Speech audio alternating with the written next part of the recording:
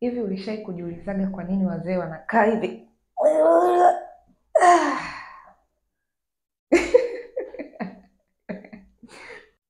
Anyways, wengi tunaamini ni kwa sababu umri umefanya mwili uanze kudhoofika, kwamba mifupa inapoteza ubora wake, misuli inasinyaa, sijui pingili zimeminyana, magoti sijui ute umeisha, and all these reasons. Lakini what if nikakwambia kwamba hii dhana ni sawa lakini sio kweli?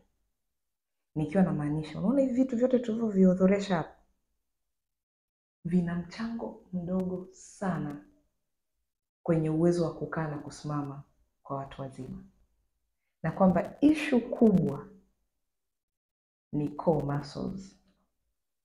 Mambo, kwa jina naitwa Dr. Florence Kanozo, na kwenye episode hii tunaenda kuzungumzia umuhimu wa core muscles kwa wazee. Karibu sana. Process ya kusimama imegawanyika katika hatua kuu tatu. Ya kwanza ni kuegema mbele, ya pili ni kuchutama, na ya tatu ni kusimama wima. Na process ya kukaa na yenyewe hivyo ina hatua tatu. Ya kwanza ni kuinama, ya pili ni kuchutama, na ya tatu ni kukaa kitako.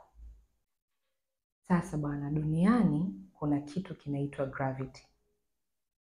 Gravity ni nguvu ambayo inavuta kila kitu chini. Yaani, kwa mfano, unaona hii chupa hapa? Hii chupa sasa hivi nikiiachia itaanguka. Kwa nini? Kwa sababu nilivyoiachia kuna kitu kimeivuta chini. Hicho kilichoivuta hii chupa chini ndio gravity. Sasa, ukitaka kitu chochote kwenye ulimwengu wa dunia kiweze kusimama, lazima ukitafutie center of gravity.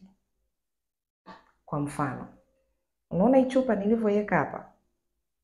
Hii chupa imesimama kwa sababu nimeweza kuipata center of gravity. Sina calculations za calculate iko wapi na ni kiasi gani. Lakini nikiweka hii chupa hivi, hii chupa itaanguka kwa sababu center of gravity yake imehama na mimi sijui namna ya kuipata. Kwa hiyo mpaka ifike mahali nikiweza kuibalance hii chupa, then itakuwa nimeweza kupata center of gravity. Ni mambo ya physics, lakini yana apply kwenye mwili wa mwanadamu. Nilivyokaa kwenye hiki kiti hapa sasa hivi, my center of gravity ipo kwenye utosi. Na ipo kwenye utosi kwa sababu kiti kimenibeba. Lakini ukikitoa hiki kiti ghafla nyuma yangu, nitaanguka. Why? Kwa sababu nime lose my center of gravity. Sasa nikitaka kupata center of gravity nafanyaje? Nachutama. Sasa ukichutama, ukichutama, center of gravity inahamia kwenye your core.